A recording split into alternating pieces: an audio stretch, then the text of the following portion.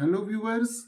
तो आज की क्लास में हम कॉन्टिन्यूटी ऑफ फंक्शन से रिलेटेड एक बहुत इम्पॉर्टेंट और कॉन्सेप्चुअल प्रॉब्लम सॉल्व करेंगे। और यहाँ पर जो हमारे पास प्रॉब्लम दी हुई है वो है ग्रेटेस्ट इंटीजर फंक्शन से रिलेटेड, राइट।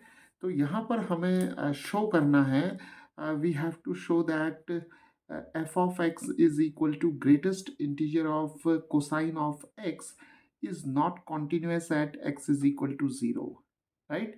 तो यहाँ हमें ये शो करना है कि ये जो फंक्शन हमें दिया हुआ है F of x which is equal to the greatest integer of cos of x, this function is discontinuous at x is equal to 0, right। तो इस प्रॉब्लम को हम या तो greatest integer of cosine x का ग्राफ हम यहाँ पर ड्रॉ कर लें। तो यहाँ पर से भी हम प्रूव कर सकते हैं कि greatest integer of cos x जो है वो डिसकंटिन्यूस होता है x is equal to zero पर, राइट। लेकिन अगर हम केवल कोसाइन एक्स का भी अगर ग्राफ ड्रॉ करें तो हम ये प्रूव कर सकते हैं कि greatest integer of cosine x जो है वो एक डिसकंटिन्यूस फंक्शन है x is equal to zero पर, राइट। तो चलिए देखते हैं, एल्जेब्राइकली देखते हैं कि कैसे हम प्रूव कर सकते हैं कि ये फंक्शन जो है वो डिसकंटिन्यूस है x is equal to zero पर। तो चलिए जल्दी से पहले हम देख लेते हैं कि अगर कोई function y is equal to F X हमें दिया हुआ है और किसी point x is equal to A पर हमें ये प्रूव करना है कि फंक्शन जो है वो कॉन्टिन्यूस है या नहीं है, तो हम क्या करते हैं। तो हम right hand limit find out करते हैं और left hand limit find out करते हैं, राइट। और देखते हैं कि क्या राइट हैंड लिमिट और लेफ्ट हैंड लिमिट दोनों एग्जिस्ट करती हैं और दोनों इक्वल हैं। और ये दोनों लिमिट्स जो हैं वो इक्वल होती हैं जो फंक्शन हमें दिया हुआ है इस फंक्शन की x is equal to A पर जो वैल्यू होगी उस वैल्यू के इक्वल, राइट। तो अगर हमें ये कंडीशन मिल जाती है किसी point x is equal to A पर राइट हैंड लिमिट और लेफ्ट हैंड लिमिट दोनों इक्वल होती है और ये दोनों लिमिट्स जो हैं वो एफ ऑफ ए के इक्वल हो जाती हैं, तो हम ये क्लेम कर सकते हैं कि फंक्शन जो है वो कॉन्टिन्यूअस है, राइट। तो यहाँ पर देखिए जो पॉइंट हमें दिया हुआ है वो x is equal to zero है, तो a की वैल्यू यहाँ पर ज़ीरो हमें दी हुई है।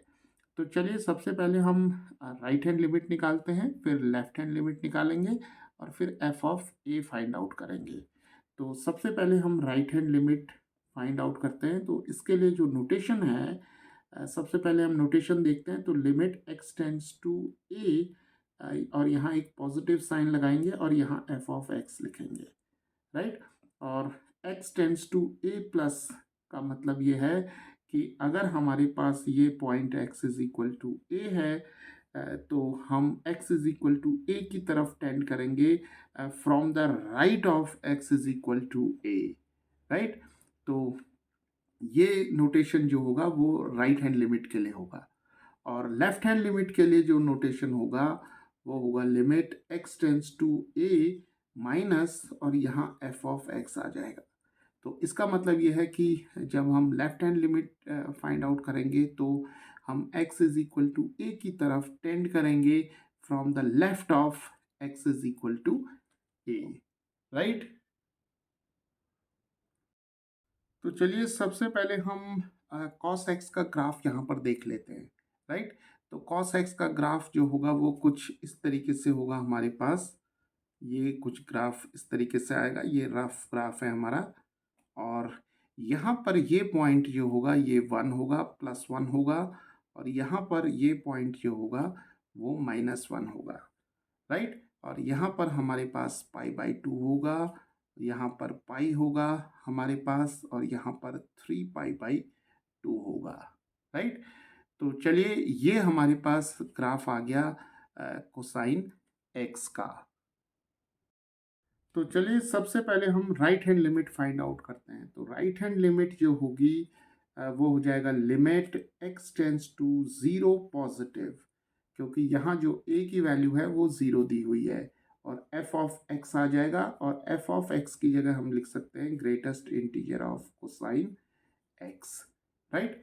अब हम यहाँ पर क्या करेंगे कि x is equal to zero पर, क्योंकि यहाँ पर हमारे पास जो पॉइंट है वो x is equal to zero है, तो x is equal to zero के राइट नेबरहुड में हम एक पॉइंट लेंगे जिसे हम कहेंगे ज़ीरो प्लस एच, राइट। और लेफ्ट नेबरहुड में पॉइंट लेंगे जिसे कहेंगे हम ज़ीरो माइनस एच, राइट।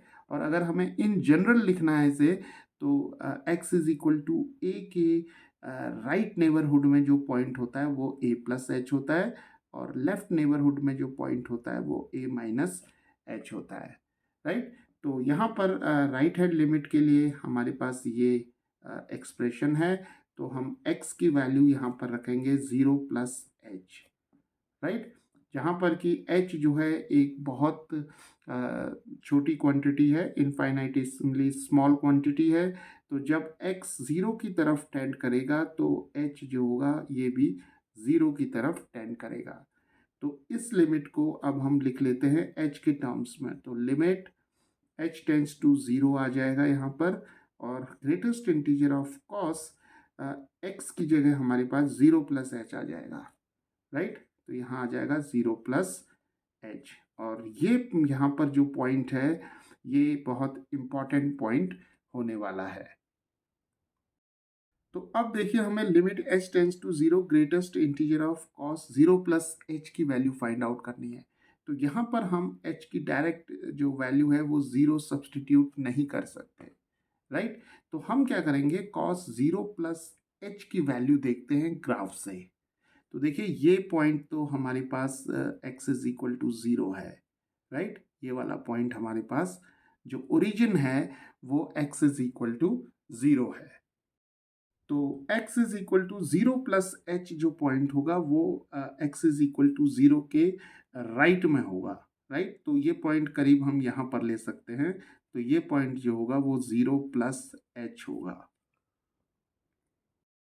तो इस पॉइंट को हम लेंगे ज़ीरो प्लस एच। तो कॉस ज़ीरो प्लस एच की वैल्यू कहाँ पर हमें मिलेगी, देखिए अगर हम यहाँ से एक पैरेलल लाइन खींचें जो कि वाई एक्सिस के पैरेलल हो, तो हमें जो मिलेगी कॉस ज़ीरो प्लस एच की वैल्यू, देखिए कॉस ज़ीरो प्लस एच की वैल्यू जो होगी वो हमें इस पॉइंट पर मिलेगी, राइट। इस पॉइंट को हम चलिए थोड़ी देर के लिए मान लेते हैं पी, राइट। तो देखिए ज़ीरो से पी तक, यानी कि ये जो डिस्टेंस है ज़ीरो से पी तक, ये डिस्टेंस हमारी है कॉस ज़ीरो प्लस एच की वैल्यू, राइट। तो ये होगी पी। तो ऑब्वियसली देखिए अगर हम ग्राफ से देखें तो p की वैल्यू जो होगी वो ज़ीरो से तो बड़ी होगी लेकिन वन से छोटी होगी, क्योंकि ये जो पॉइंट p है ये वन से नीचे लाई कर रहा है, राइट। तो p की वैल्यू जो होगी वो ज़ीरो और वन के बीच में लाई करेगी। तो ग्रेटेस्ट इंटीजर ऑफ p की वैल्यू जो हो जाएगी वो ज़ीरो हो जाएगी by definition of greatest integer function, right. और p हमने लिया है cos of zero plus H, तो इसका मतलब greatest integer of cos zero plus h की वैल्यू जो होगी वो ज़ीरो होगी। तो यहाँ पर हमारे पास अब ज़ीरो आ जाएगा। तो limit h tends to zero, और हमें यहाँ मिल जाएगा ज़ीरो, क्योंकि greatest integer of cos zero plus h की वैल्यू ज़ीरो हो जाएगी, तो ये हमें मिल जाएगा ज़ीरो, राइट। तो राइट हैंड लिमिट जो आ जाएगी वो ज़ीरो आ जाएगी। तो चलिए left hand limit find out करते हैं। तो लेफ्ट हैंड लिमिट को हम लिख सकते हैं limit x tends to zero minus, क्योंकि a की वैल्यू ज़ीरो है, और f ऑफ x आ जाएगा greatest integer of cos x, right.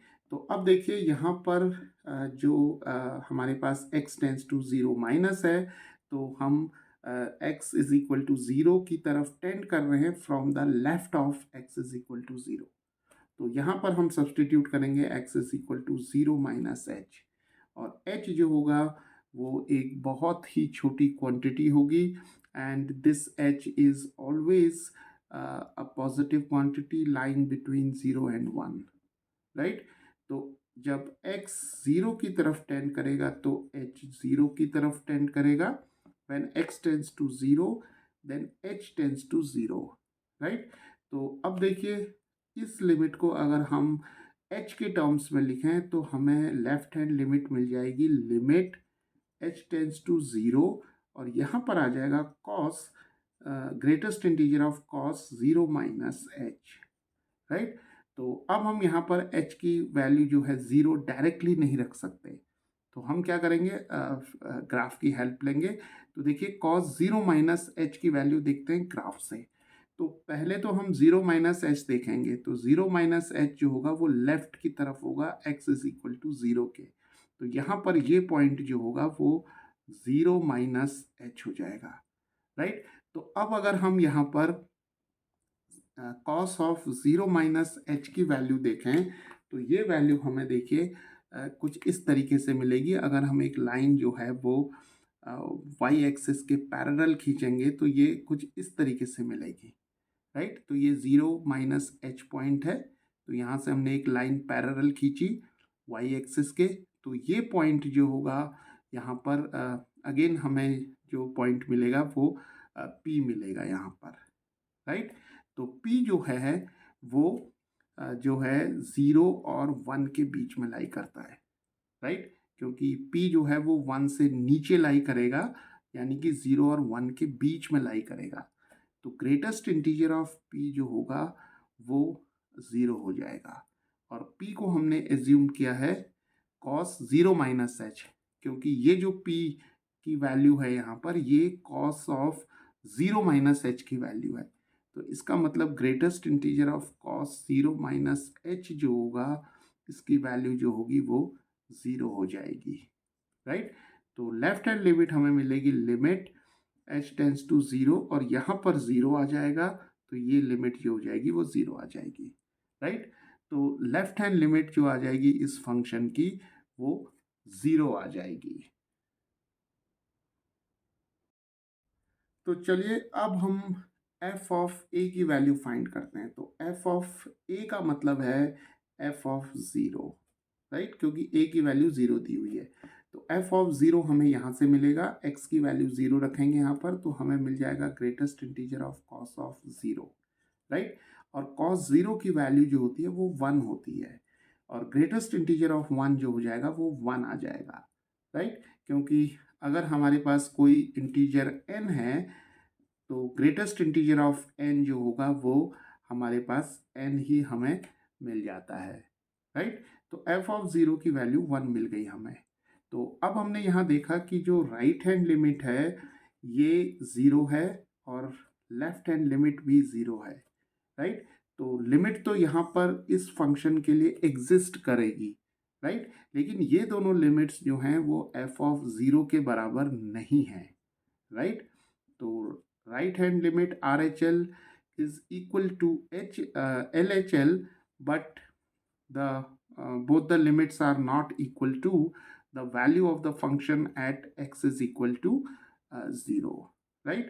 तो ये जो है दोनों वैल्यूज जो हैं वो f ऑफ 0 के इक्वल नहीं है, क्योंकि f ऑफ 0 जो है वो 1 है, और राइट हैंड लिमिट 0 है और लेफ्ट हैंड लिमिट भी 0 है। तो यहाँ से हम ये क्लेम कर सकते हैं कि f of x is equal to greatest integer of cosine x is not continuous at x is equal to 0, right. तो इस फंक्शन की limit x is equal to 0 पर तो एग्जिस्ट करेगी, लेकिन ये फंक्शन जो होगा वो कॉन्टिन्यूस नहीं होगा x इज इक्वल टू 0 पर, राइट।